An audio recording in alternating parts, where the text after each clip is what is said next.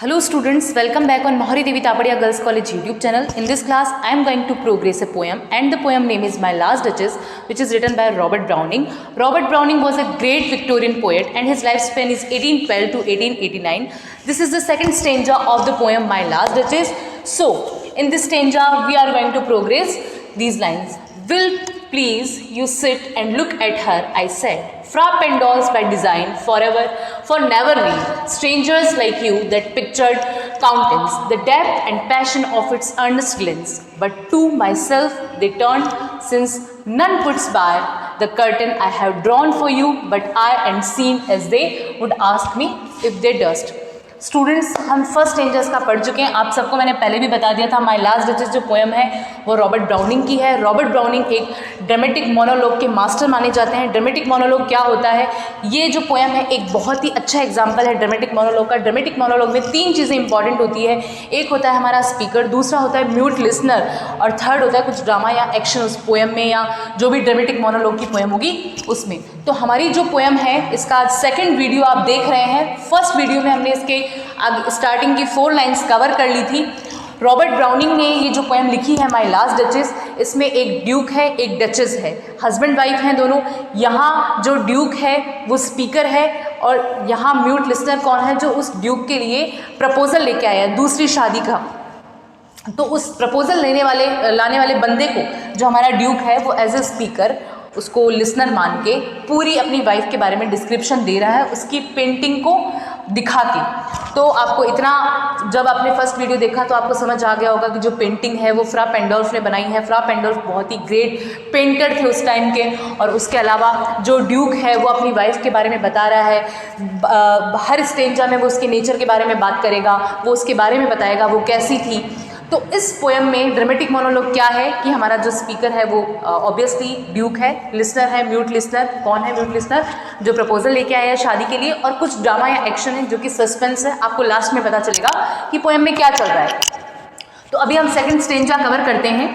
Will it please you sit and look at her. आप सबको मैंने बताया था कि प्रपोजल लेके कौन आया है? हमारा लिसनर आया. उसको बोल रहा है ड्यूक कि will it please you sit and look at her. तुम प्लीज़ आराम से बैठ जाओ और देखो.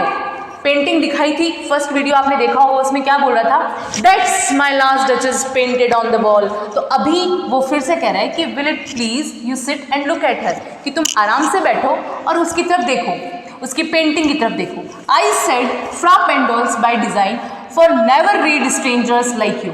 कि मैं कहता हूँ कि जो फ्रा पेंडोल्फ ने डिज़ाइन बनाई है, मीन्स फ्रा पेंडोल्फ जो कि एक बहुत ही ग्रेट पेंटर हैं, उन्होंने मेरी वाइफ की, मेरी डचेस की जो पेंटिंग बनाई है Fra Pandolf by design for never read, उसको कोई भी रीड नहीं कर सकता. मीन्स स्ट्रेंजर्स लाइक यू, तुम्हारे जैसा कोई भी अजनबी स्ट्रेंजर उसको कभी उसके बारे में, उसकी पेंटिंग के बारे में 4 बातें नहीं बता सकता. मीन्स उसकी जो पेंटिंग है, उसके हाथों में ऐसा जादू है, उसने पूरे एक दिन बिजी रह के मेरी डचेस की पेंटिंग बनाई है, वो कोई भी तुम्हारे जैसा स्ट्रेंजर रीड नहीं कर सकता.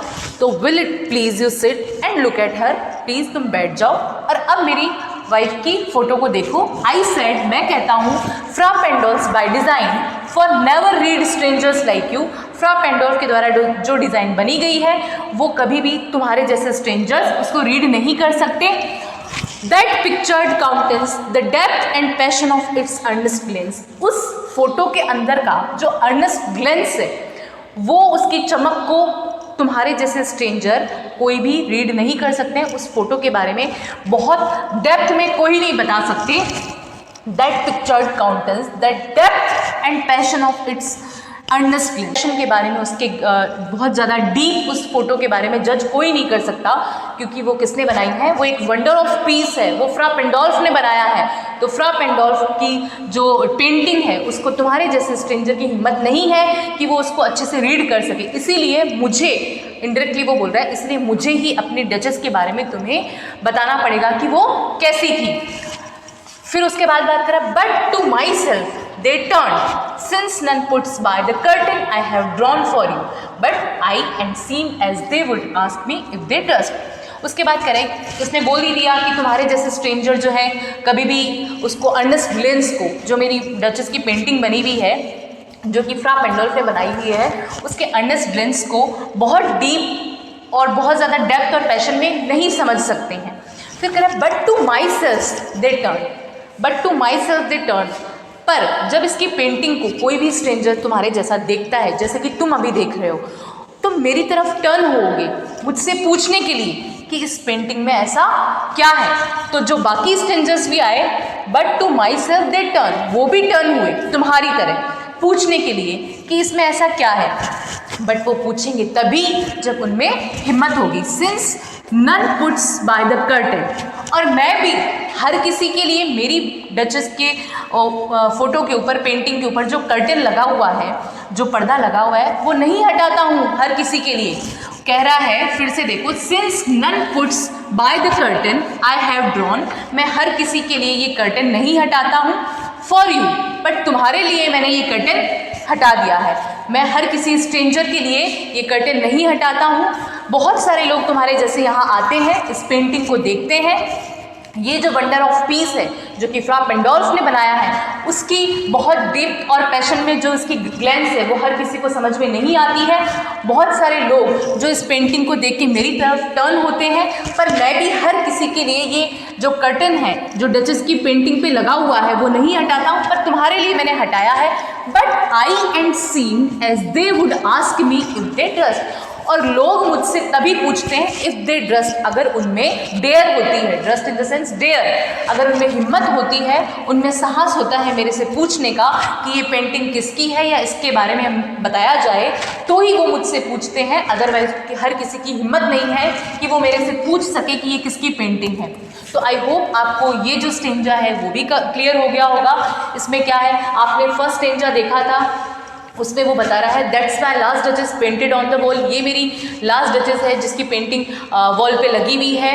ये फ्रा पेंडोल्फ ने पूरे एक दिन बिजी रह के बनाई है। ये एक वंडर ऑफ पीस है। और अब उसके बाद इस स्टेंजा में वो कह रहा है कि तुम आराम से बैठ जाओ, आराम से बैठ के इस पेंटिंग को देखो। ये पेंटिंग हर किसी के समझने वाली नहीं है, क्योंकि ये फ्रा पेंडोल्फ जैसे महान ग्रेट पेंटर ने बनाई है।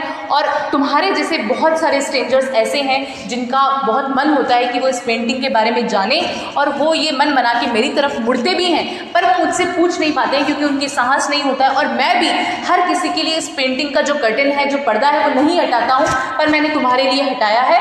तुम इस पेंटिंग को अच्छे से देखो। अब नेक्स्ट वीडियो में हम इसकी रिमेनिंग लाइन जो भी है उन पे डिस्कस करेंगे। आई होप आपको ये दोनों वीडियो समझ आ गए होंगे। आप इसका फर्स्ट वीडियो देखेंगे तो ही सेकंड वीडियो क्लियर होगा, तो आप दोनों वीडियो को अच्छे से देखें। Thank you.